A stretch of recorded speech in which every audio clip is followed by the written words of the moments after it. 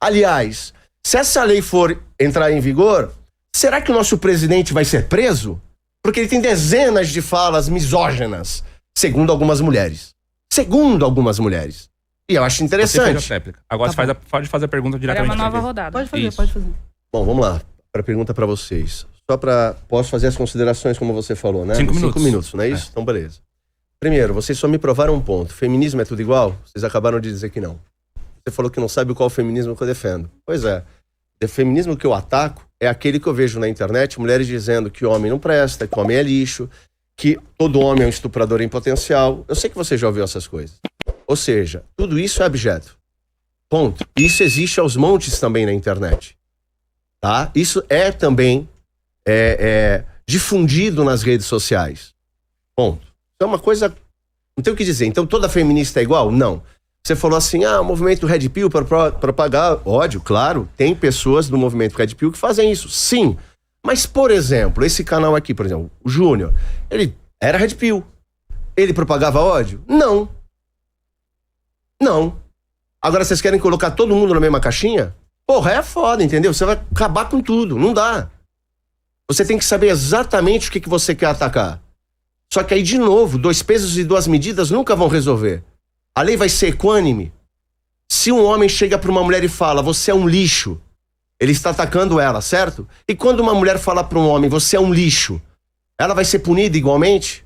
O que essa lei promove? Apenas uma diferenciação de classe, de gênero, o que é um absurdo. Somos todos iguais perante a lei. Isso aí já é inconstitucional em tese, cara. Mas, não sei como, no Brasil, tudo é possível. Agora, você falou algo interessante. Por que é inconstitucional? Porque todos somos iguais. Isonomia. Desculpa, só queria... Essa isonomia é necessária para a justiça. Outra coisa. Isso é importante. Outra coisa. Veja bem, olha como é coisa interessante. Vocês falaram assim, feminicídio cresce de ano a ano. Vocês já começaram o programa se eximindo do governo de esquerda que está em voga. Não. E é interessante, no governo Bolsonaro, a culpa do aumento do feminicídio era dele. Agora é do movimento Red Pill. Porque não é do Lula. Aliás, se essa lei for entrar em vigor, será que o nosso presidente vai ser preso? Porque ele tem dezenas de falas misóginas, segundo algumas mulheres. Segundo algumas mulheres. E eu acho interessante. Então, vamos lá. Sabe, eu acho que a coisa tá tudo muito mal elaborada. Vocês têm que se definir no debate. É para defender a lei? Então defendam a lei. Vocês não fizeram até agora. Não disseram o que é misoginia. Não definiram de uma forma tal que qualquer juiz possa julgar isso de maneira igual entre todos eles. Vocês não conseguiram dizer como são capazes de justificar o que passa no pensamento de um cara que tá falando alguma coisa, que pode ser uma piada, que pode ser sim uma opinião, que pode ser, por exemplo, um pensamento religioso dele, cultural. Ou seja, vamos acabar com o funk. Vamos acabar com o funk, com o sertanejo, porque o estereótipo da mulher tá ali, a objetificação da mulher no funk tá ali. Bora! Vamos então, se é pra ser rigoroso, bora! Só que também vamos punir as mulheres com pensamentos misândricos, ou não é necessário? Porque o homem não precisa ser defendido. Aí a pergunta que entra, o ser humano não merece ser defendido? Todos. Todos. Seres humanos. Eu acho que aqui é uma hora a questão. Vocês estão usando uma lei de racismo para justificar a misoginia, o que já é uma outra aberração. E vamos falar sobre isso se quiserem. Mas eu quero que vocês respondam essa pergunta, por favor. Eu já falei sobre isso. Você consegue formular uma definição de misoginia que seja simultaneamente objetiva, universalmente aplicável e independente da interpretação individual, de modo que 2 pessoas diferentes, analisando o mesmo caso, cheguem necessariamente à mesma conclusão jurídica? Por favor. Se quiser completar, doutora, fique em paz. Meu trabalho é fácil porque eu uso o ClickUp. É assim que eu acompanho todas as minhas tarefas. Eu começo despejando tudo o que preciso. Prefere?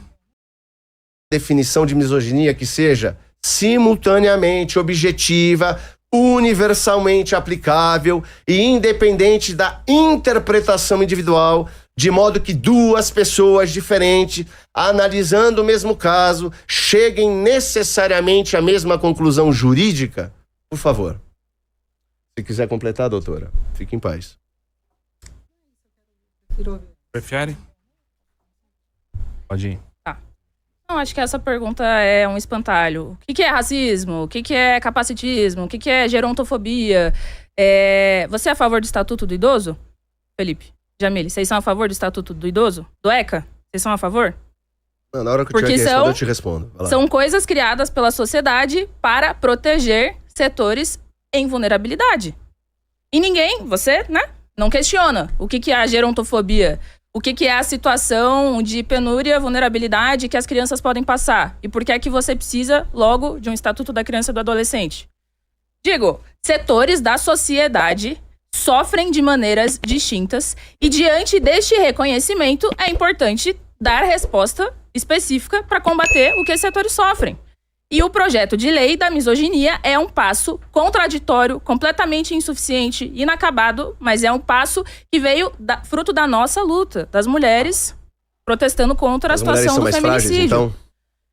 Não, acho que as mulheres são um setor oprimido da sociedade. Sim. E culturalmente elas são vistas como mais frágeis. Culturalmente elas são vistas como submissas. Culturalmente elas são inferiorizadas, secundarizadas. O problema não tem a ver com a sua mulher. O problema aqui não é individual. E você gosta de debater sempre as coisas do ponto de vista individual. O problema não é a atitude individual do júnior, da sua mulher, seja de quem for. O problema é, existem ideologias, problemas sociais, que uma vez que são identificados, são respondidos politicamente, juridicamente, ideologicamente, etc, etc, etc. Estatuto do Idoso é uma resposta jurídica e política, num certo sentido, a um problema que existe na sociedade em relação ao setor em vulnerabilidade. Não estou dizendo com isso que idosos são inferiores. Estou dizendo que foi reconhecido que é um problema cultural. Logo foi dada uma resposta.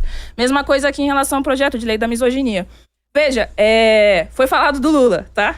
Não sei se você não ouviu, mas na nossa abertura aqui nós colocamos isso. E hoje, inclusive, as políticas do governo são completamente insuficientes, não só porque o Lula fala coisas machistas que não representam a luta das mulheres, não representam a luta da classe trabalhadora, mas porque ele submete o orçamento do combate à violência à mulher ao arcabouço fiscal, o que significa que ele submete a defesa da nossa vida aos interesses em primeiro plano dos capitalistas, dos empresários, dos banqueiros, etc. Agora, debatamos. Existe ou não uma corrente de pensamento red pill, de extrema-direita, inflada por esse ódio, por essa violência dos últimos anos? Existe ou não? E o que fazemos diante disso? Projeto de lei é uma resposta nesse sentido. Tem que aprofundar, tem que ir além. Tem que ter uma resposta mais contundente das ruas contra o sistema e em relação a coisas concretas. Mas é uma resposta. Vocês não trazem resposta nenhuma.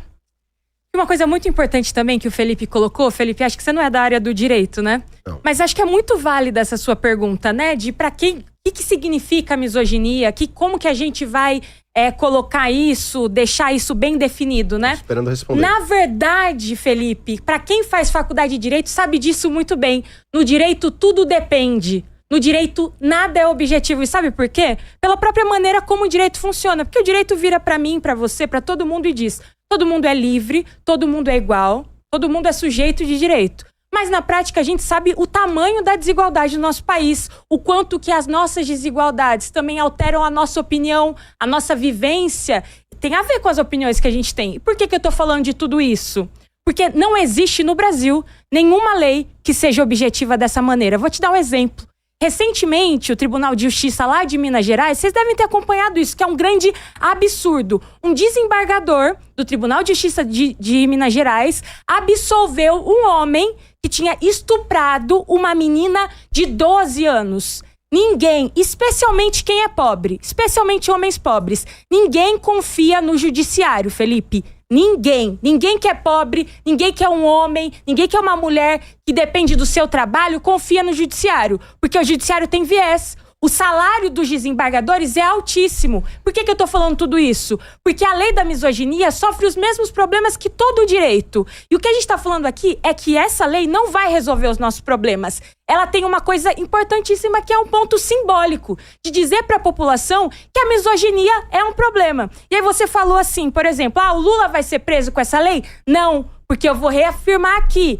Só lê lá o projeto de lei. O projeto de lei não criminaliza a opinião misógina. Ele criminaliza a exteriorização. Entendeu? Ele falou, né? Exatamente, eu falei aqui. Você pode pensar sua misoginia do jeito que você quiser. Ele seria preso. Mas quais que são as coisas? Vamos lá, quem é preso por racismo no Brasil? Você conhece alguém? Não existe isso. Calma aí. Não há que prisão não tá por preso. racismo. Não há prisão por misoginia. Isso é impossível de acontecer. Ninguém é preso por racismo, ninguém vai ser preso por misoginia. Vocês precisam ler a lei. Vai então.